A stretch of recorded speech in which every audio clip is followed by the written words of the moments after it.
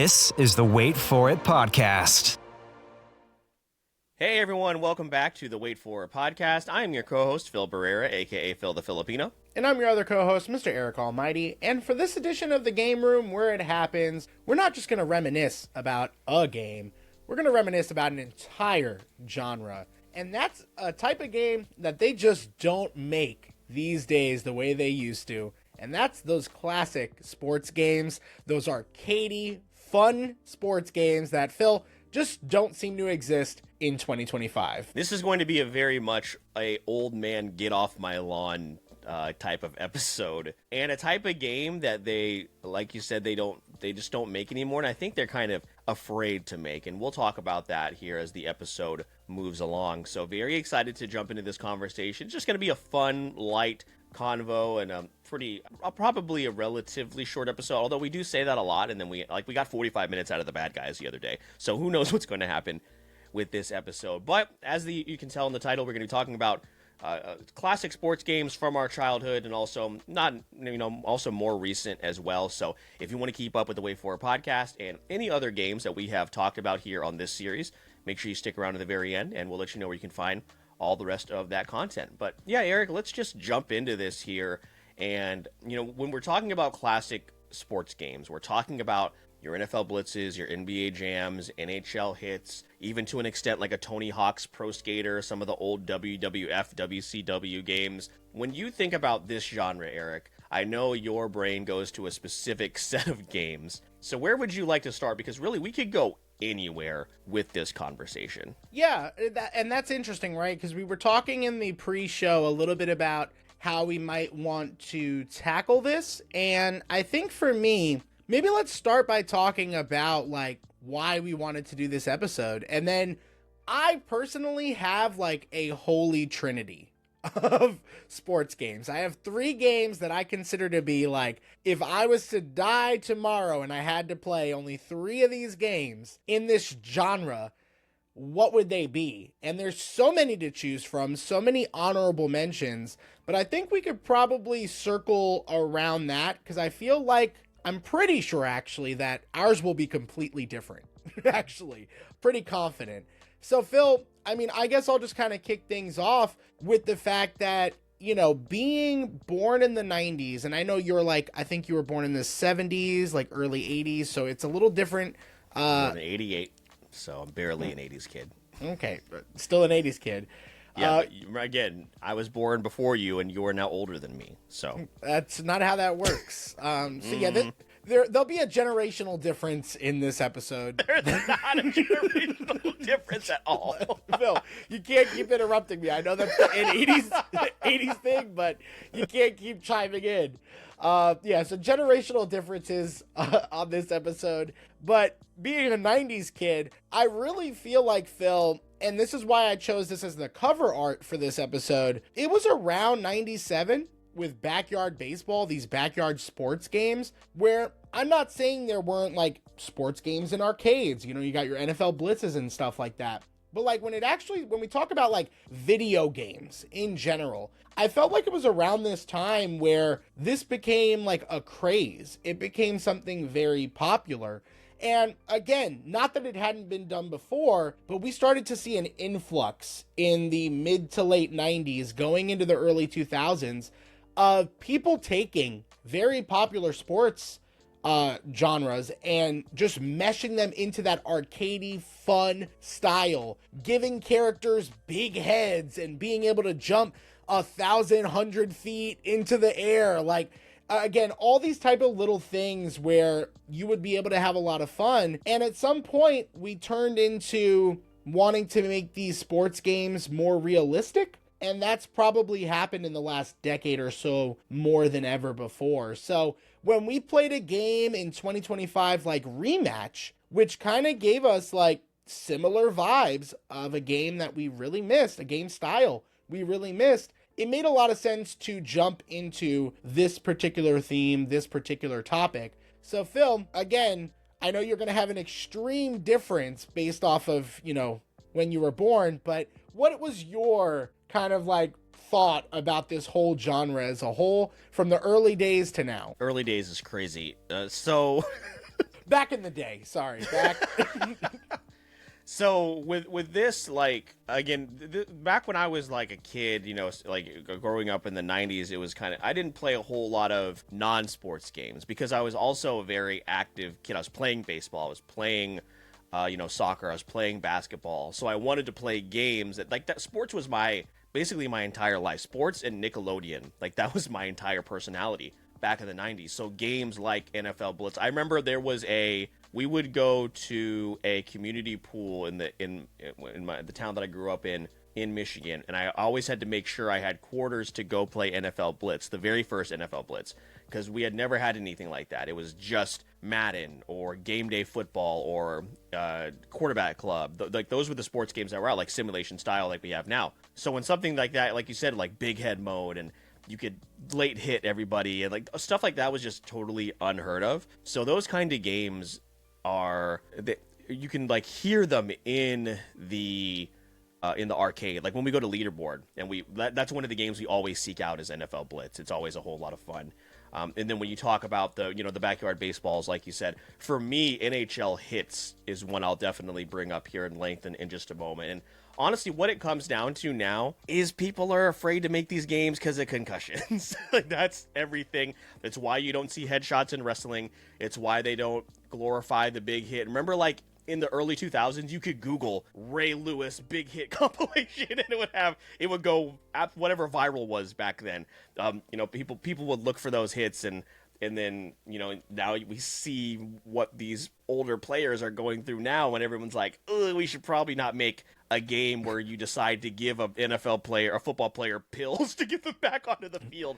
It's just not something that's going to happen anymore, unfortunately. Yeah, no, I mean, we all, in this age range, we all remember, pulling up your favorite compilation of Ray Lewis, Sean Taylor hits. Sean Taylor is the GOAT, and man. It would always be to Here Comes the Boom. So, yeah. Or bodies. Or, let the bodies hit the floor. Any type of aggressive, like, headbanging song or something that really fit the mold of, I really want to hurt this person. And when we talk about the holy trinity of games, I have a football game that would never be made today. And I'm excited to talk about that. And Phil knows I love that game way too fucking much. But yeah, I have a perfect example for that. But there's just like so many different things. And, we are going to talk about some of the big ones, like, basketball, baseball, football, but there's other things too. There's been great hockey games, been great skateboarding games.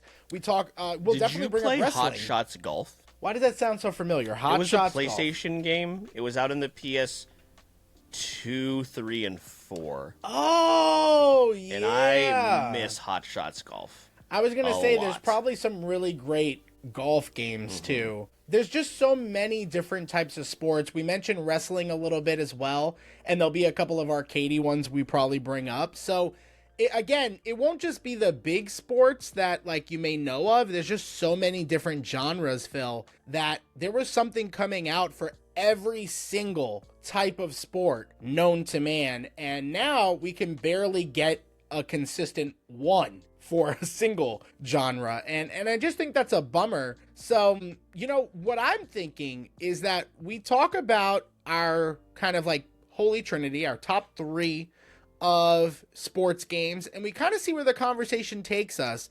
Maybe before that first one, we throw out some honorable mentions. But yeah, I mean, I think I have my 3. As I'm saying this, am I able to put them in order?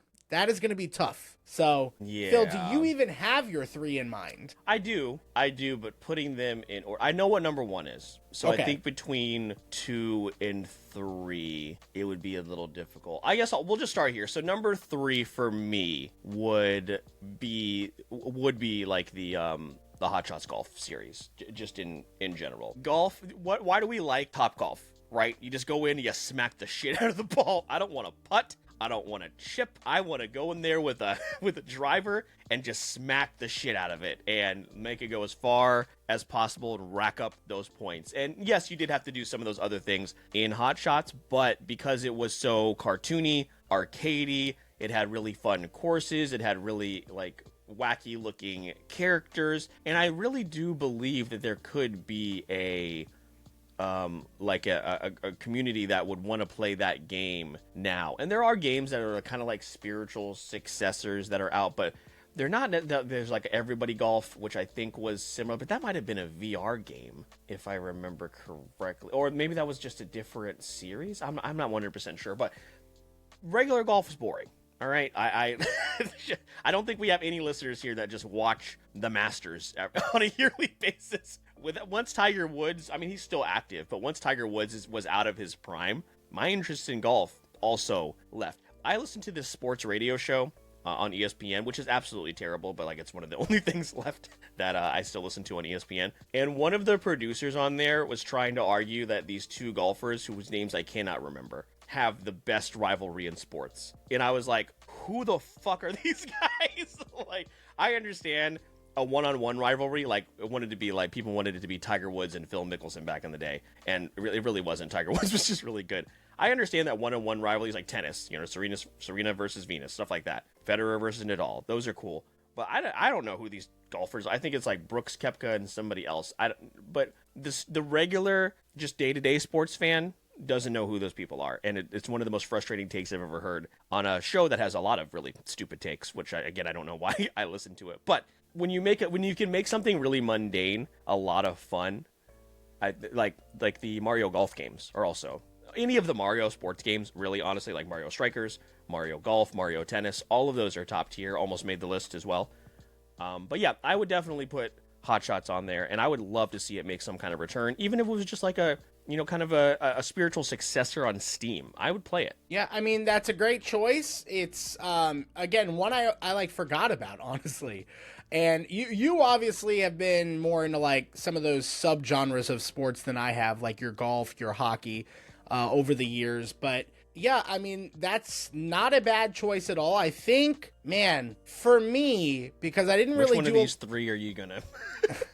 I'm going to probably just have to go with my heart, because this one's probably the one that I don't think a lot of people would have in their top three. So I'm going to go with the Bigs series. Damn, I really thought the Bigs was going to be number one. That's crazy. I know. I love the Bigs, man. I love the Bigs. You can emulate that game. I would love to. I need to, because the Bigs 2 is crazy. Everything from the way the ball zips around the field, the baseball field, to throwing the ball, pitching it, and then obviously hitting the ball. This game, it felt the best to hit a baseball in this game, especially the grand slam, like way that you'd be able to completely hit the ball out of the park, all of the things that were happening on screen. I also think this is a fairly good looking video game for, I think it was 2007 when it came out. I really just enjoyed it. They had a career mode and a legends mode that I definitely sunk some time into. They obviously, they have the home run derby type style game modes that you can play as well. I remember you were able to like do it in a city, I believe. Like the backdrops weren't just baseball fields. Like in some of those mini game modes, they would have like really unique styles and feels. I really enjoyed the Bigs series, but the Bigs 2 specifically is the one I sunk the most time in. And Phil, I've always said it.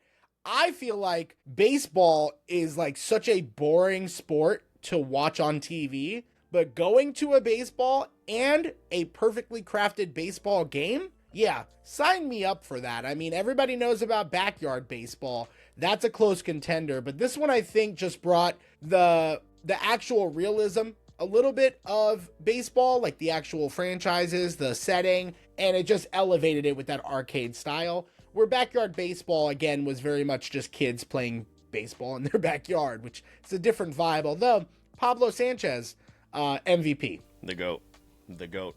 Yeah, I really think you would enjoy Super Mega Baseball. It does really have a lot of those Bigs elements, especially when you hit a big home run. It also has old school players in it as well, so you might recognize some of them. There's like David Ortiz is in it and stuff like that. So you probably Randy Johnson. You recognize some of those players. So I do think that's something you should look into, at least. Again, a spiritual successor to a game such as the Bigs. And yeah, it just really doesn't make any sense. Well, actually, it does make sense, because baseball wants to stay away from the steroids era, which arguably is the best era of baseball in history. Like Sammy Sosa, Mark McGwire, Ken Griffey Jr. was supposedly clean.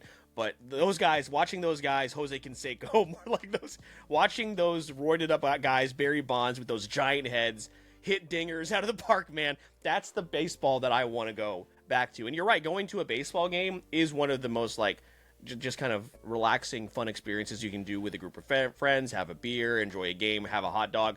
I really just go for the hot dogs, but the baseball is cool as well too. But it is one of those things that's like watching it on TV, it just does not translate very well unless you're a really big fan of that team and it's like the playoffs. I'll watch playoff baseball from time to time, but I can't tell you the last time I watched a baseball game on TV. So you'd think they'd want to try and infuse some sort of arcadiness into baseball just to bring in younger fans. And also to your point, like baseball on a video game, think about Wii Sports. The baseball feature is one of the most popular things on there. Baseball, golf, and bowling. Those three things are like the most popular. Wii Sports, I think, is the highest selling sports game of all time. It's kind of cheating because it came with every Nintendo Wii, but still, I can't tell you how difficult it was as a former GameStop employee to keep Wii Sports in stock in the Wii's heyday. So it just makes sense that baseball should embrace the arcadiness and like get back into that, but I don't think they will. No, I don't think they will either. And again, it's just one of those things where I think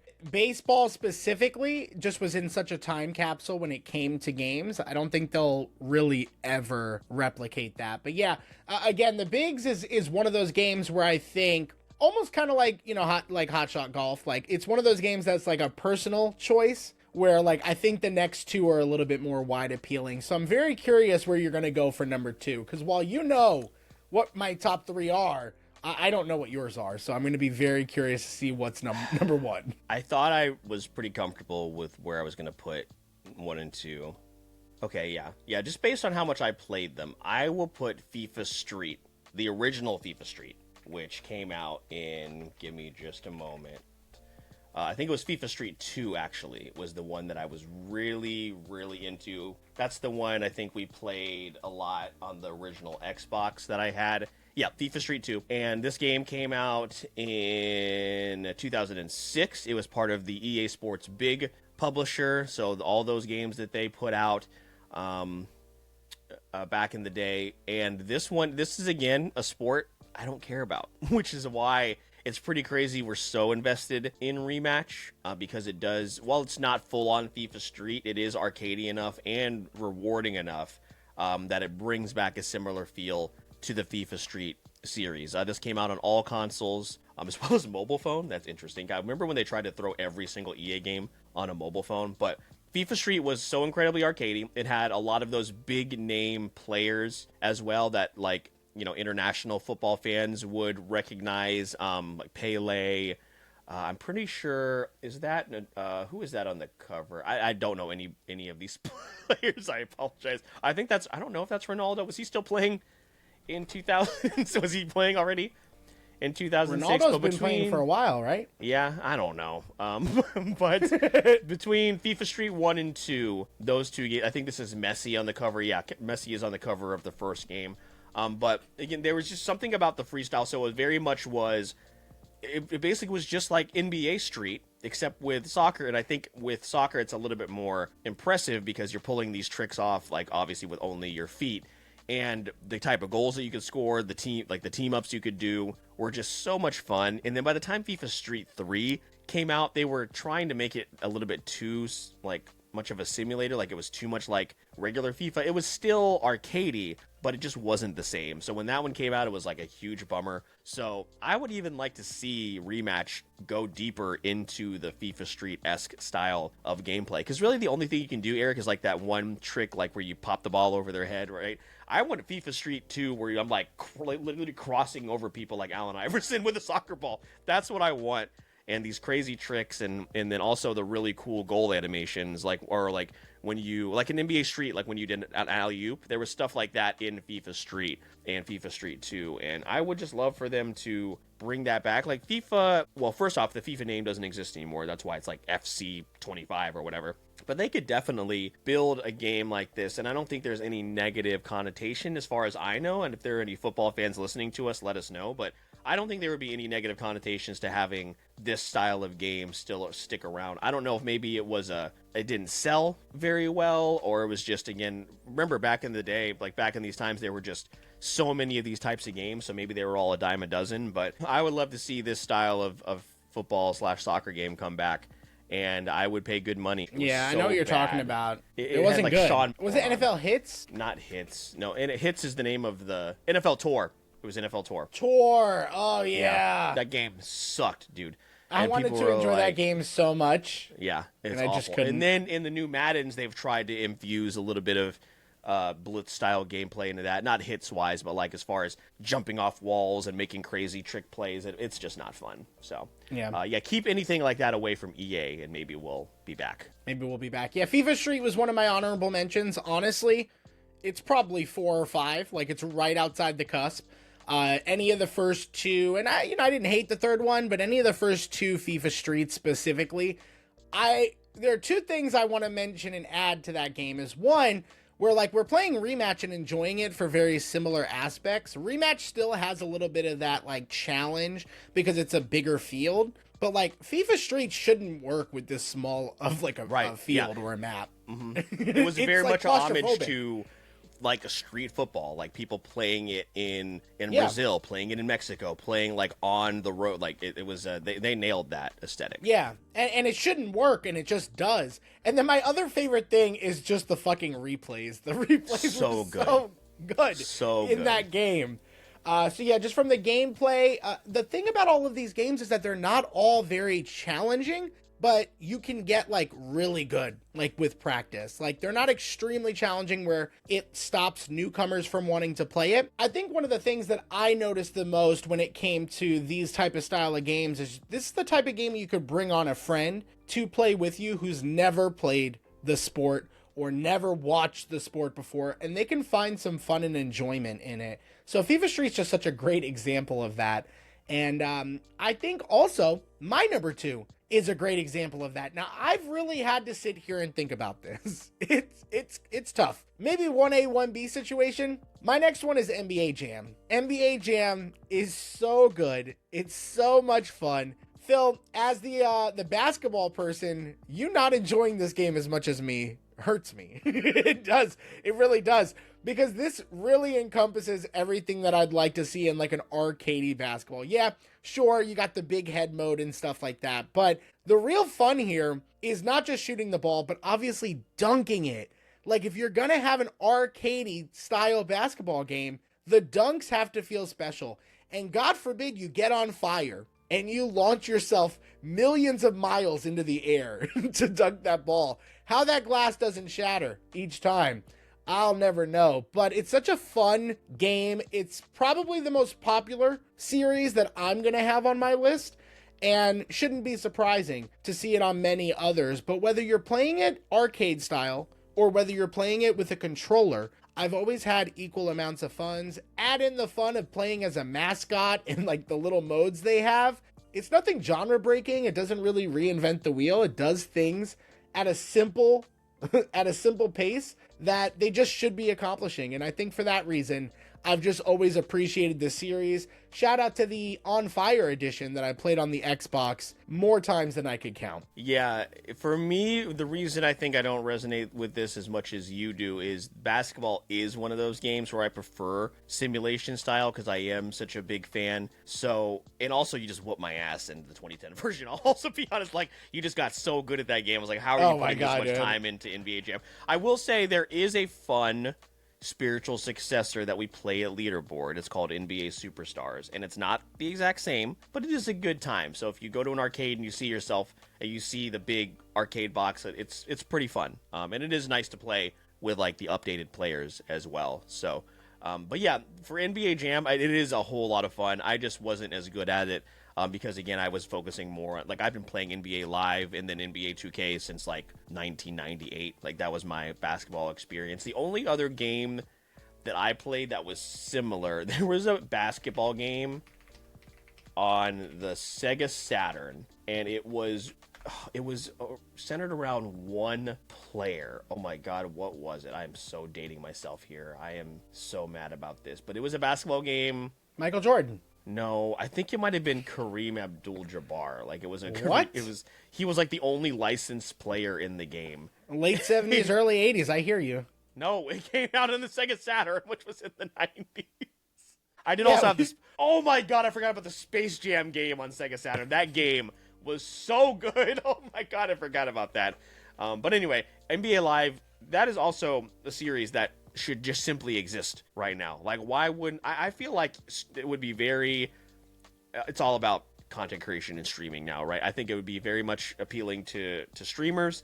I also think that it would be really fun in terms of like the competitive nature of the game. What's the difference between an NBA Jam style game and a fighting game like a Super Smash Brothers? I don't really see what the difference is there. Those should both exist in a competitive space, right? I don't know. Maybe it's because it's 3-on-3, but maybe it's because it's sports, and I don't know. I don't get it. But NBA Jam is, I think, out of all of these games on our list, should be the one that's still around easiest, and then maybe Hot Shots Golf right behind it. But NBA Jam specifically has no reason to not be around right now. Yeah, no, that's 100% accurate. When we're talking about a lot of these games, like, you know, you brought up FIFA Street, I think about backyard soccer. Those backyard games have life, I think, in 2025, and that's like the most simplistic version of the classic sport game.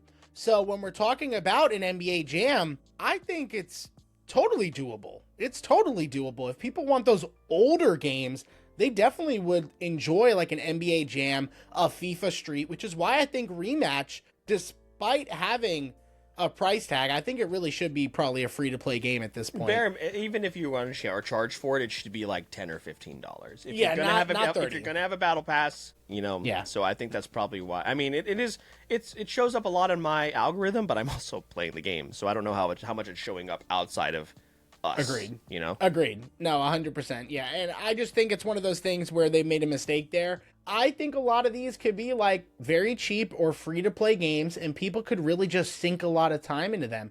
And maybe you want to use, like, if you're these leagues and these companies, I don't know how realistic this would be, but you could use it to promote your major game, like your main franchise game. So maybe that could be something that they consider in the future. I have no clue if that's ever in the cards, but yeah, those are our number 3 and number 2 spots. Phil, this is probably a great spot for both of us to throw out any honorable mentions, and these may not necessarily be games that are actually in consideration for top 3, but are games that we want to bring up in this style of an episode, because this is really going to be our only chance to ever. Yeah, I was trying to find out how many people are streaming Rematch right now. It's not a ton. Not a ton. I jumped on just to test it on stream, and it streamed well, so I'm surprised. Yeah, so but in terms of other sports games that should definitely still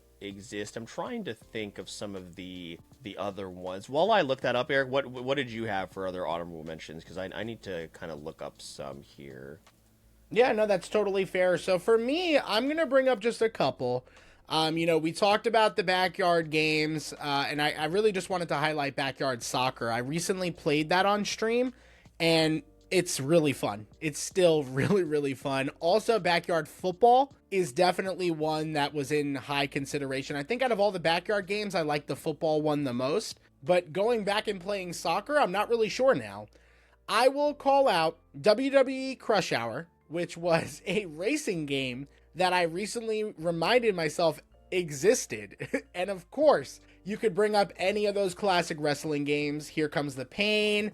You've got so many different genres in wrestling. So like really take a pick of the litter and you'll probably have some fun there. The one I'm going to call out here that is like, I think nobody knows, is Disney's extremely goofy skateboarding. If you remember the sequel to a Goofy movie, they came out with a game, and I used to play the shit out of that skateboarding game. Absolutely, absolutely insane. And I don't know, I think I was just like on a Disney kick there, because there's also like Walt Disney World Quest Magical Racing Tour, which was just like clearly a ripoff of Mario Kart, but with Disney characters, but it worked. You could drive through the Haunted Mansion, like it was just a lot of fun. So those were two Disney sports related games that also kind of went into my rotation in like the late 90s, early 2000s. There's that Disney kart racing game, Speedstorm, that should Yeah. have been a slam dunk, and it's terrible. It was the easiest layup Disney could have been given to make a kart racer in the 2020s, and it's awful. So they missed the ball there, or dropped the ball there. Eric, how about this one? SSX Tricky. There absolutely should be a market for. Now, there is kind of a. It's not like totally similar in like how SSX Tricky was really arcadey and over the top. There's a game out right now. It's called Riders Republic, and you can do a lot of different things. You can do BMX biking. You can do snowboarding. You can, I believe, do skateboarding or something along those lines. But there is a game out there that is very much catered to do whatever you want. It's just gonna be like a whole lot of fun. But SSX Tricky definitely should still be around. Like snowboarding itself, I think really lends itself to a lot of really fun arcadey style action. There is I mean, if we're talking about racing, which is kind of like sports adjacent, I mean, it's really as simple as giving me a updated and good Need for Speed Underground game. Like Need for Speed, what was the Need for Speed that came out in 2022? Unbound was like okay, it kind of scratched that itch, but it's still just not the same. And then really having some sort of arcadey style WWE All-Stars game. Like I didn't really like All-Stars too much, but there should be a game like that. It doesn't have to release every single year, obviously, but giving us a game that's just a lot less of the technical stuff and the grappling that we get in the 2K WWE games should also be a slam dunk. And I think they also tried that. There was another game that came out after All-Stars, right, that tried to do kind of like a similar thing, and it just wasn't. And I guess it was technically AEW, and that game is terrible. So, yeah, no. Yeah, the fact that that doesn't exist either, and you know that also could have been an easy slam dunk or layup for AEW, and the game is just not good, right? It had everything. It had Ukes involved, right? It had the soundtrack. It had like, Kenny Omega was involved in making the game, and it just fell flat. So all those games, in theory, obviously it's very difficult to make a video game. We're not going to sit here and say that we could do this, but we would certainly fund them if we could. And I think for me, it's really been nice to go down memory lane with a lot of these different games, give them their shine, because we would never do like individual episodes for any of these, like literally any of them. As much as we love them, we never would do that. Phil, I think it's now time to reveal our ones as we kind of start to wrap up. What is number one on your list? It's NHL Hits. It's NHL Hits, and it's the one specifically that I played on the Xbox. It was the original Xbox. I'm trying to think of which one. NHL Hits 2003, the one with Anakin Skywalker in the corner of the. We have confirmed it is not Anakin Skywalker. Yep, the one with Anakin Skywalker. It was that one, and also the one NHL Hits 2002. So 2002, 2003, I would play that game, and I don't even know how I came into owning this game because I wasn't a hockey fan as a kid.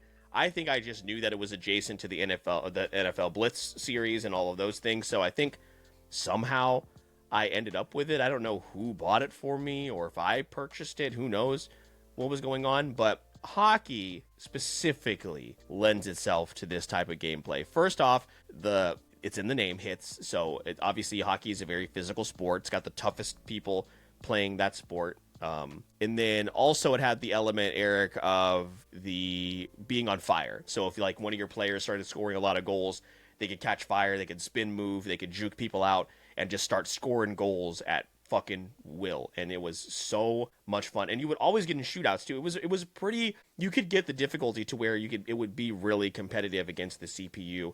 And it was just a really easy game to play through. You didn't have like a franchise mode. You would do like an elimination style game, so you would play the better teams as you would rank up, and you could add players to your team and get better. But I mean, this was the heyday of like when the Red Wings and up in Detroit were really, really good. So I was all about this game, so I'd always pick that team and just absolutely dominate. So there is kind of a similar mode in the current day NHL games. They're not as crazy as, of course, NHL Hits, but I'm not going to pay $70 for one mode for a hockey game, for a sport that I also don't really know anything about. So maybe I would do like that EA subscription for like a month and get my fill and play it. But if they came out with an NHL Hits game today, I would pre-order whatever edition you wanted me to buy. Any kind of collector's edition. I would get the Back for Blood edition that Eric would get for NHL Hits. Okay, we didn't have to bring that up. That was unnecessary. Maybe you called me old for the first 20 minutes, so I feel like we're... I didn't choose your birthday. Yeah, NHL Hits, I only experienced a little bit of this, which is surprising because this is absolutely my jam. It's got the same, like, electricity of the characters you see in, like, an NBA Jam. You got the puck moving in a way like it does in the bigs, and then there's just beating the shit out of each other like my number one game. Like, oh, yeah, there's fighting. Yeah, there's a fighting mode. I totally forgot about the fighting, which is the best part. Box. Yeah. You literally just it's box. Incredible. It's so good. It's insane. So I definitely, like, I'm surprised I didn't play this more, but maybe that's because of my number one game. And my number one game is Blitz the League, specifically Blitz the League 2. This game is balls to the wall. I don't know how it's made. I don't know the specifics. I could probably do the research. But from real world scandals being part of, like, the career mode to just the gameplay of injecting your players with clear steroids for them to continue playing, to the injuries that would be something like a simple broken leg, to like a fracture within your rib that punctured your lung. Like the absolute craziness of the injuries, and then them showing the graphicness Don't of leave it. out the best one. Which Phil, is when your balls would explode. yeah, your testicle would explode. Cracked skull, concussions galore. I don't know how this is at all associated with the NFL Blitz series. I don't know how that's allowed. I don't know how you could have Lawrence Taylor be on the front of this game. There's so much I don't understand. Yeah. I don't understand. There's so much I don't understand about this game, yet it's so fucking good. Phil, this must have been your literal nightmare, though. So I could understand why this wasn't your thing. Yeah, those injuries were rough. But again, it was so revolutionary and ballsy and there's two of them. There's two of them. There's two of these games. And it's so fluid. Yeah. It's so fluid. The gameplay is great. They took what you like about the arcade game, and then they turned it up by like 10,000. Like forever, NBA 2K has always tried to infuse this story mode into my player, and it's always terrible. People will know what I'm talking about when you talk about the Spike Lee days for 2K. And this gave you stories that were like a really trashy HBO show that you could not stop watching. It would be perfect. Like, I assume this is what Ballers is like.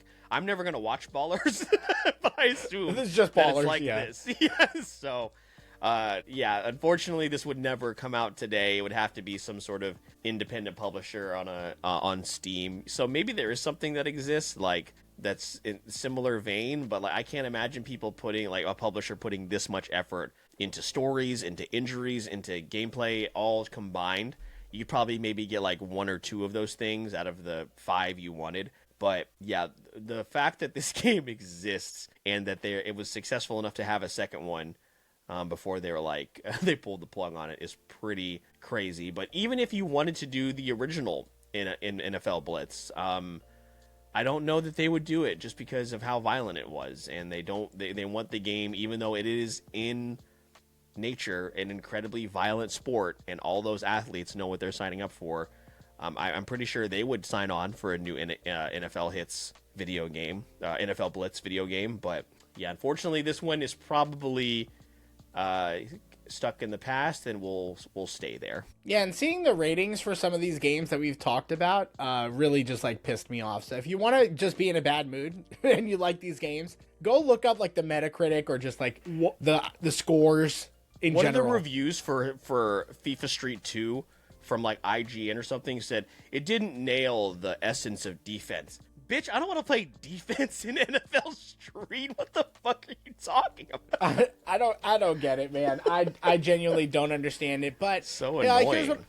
here's what I'll say. Again, this was a really fun episode for us to be able to do, to reminisce, to talk about some of these games and give you a little bit of insight into like some of the other games that we know and love that while we don't necessarily play today, we are craving, which is why, again, if you see a streaming rematch, like that's why, is like getting that itch of this genre of gaming that is essentially kind of dead in the water right now. I would love to see a comeback in any way, shape, or form. And Phil, I think that is a great way to maybe wrap things up on just a really casual episode reminiscing about games that we love. Yeah, what games in this genre, would you like to see return? Because there are obviously so many we didn't even get to mention. So many games that got the green light back in the day that we just don't see anymore. And I think a lot of that has to do with like publishers and developers are under more pressure than, well, it's more so the developer is under more pressure than ever from the publisher. Like no one wants to take any risks. That's why we don't get a Titanfall 3, in these days, even though everyone is clamoring for it. It's why we don't get a lot of innovation. So when we see something come along like a Clair Obscur, like a South of Midnight, like those games that are breaking the mold and trying something new, that's why we're so appreciative of them. So let us know what games, again, in this space you would like to see return. If you think we could ever return to this era of gaming, we would love to hear from you. So if you want to let us know, one of the best ways to keep up with us, you can find everything you need in the Linktree link in the show notes of this and every single episode.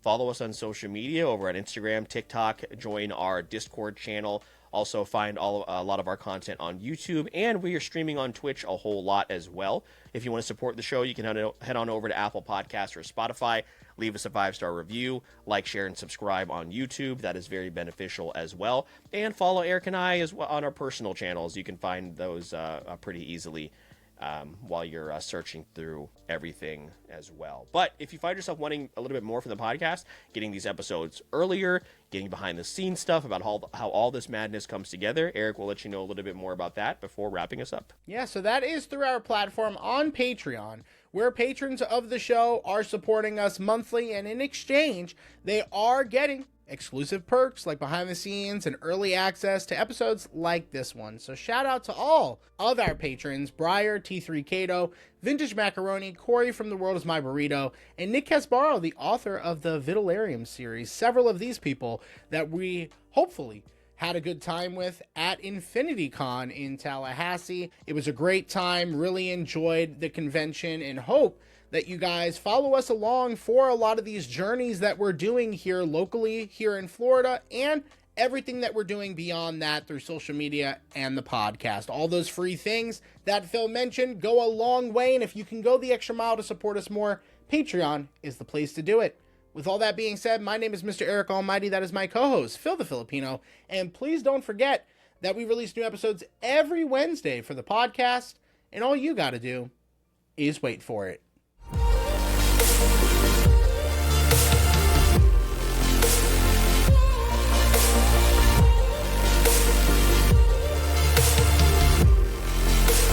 This is the Wait For It podcast.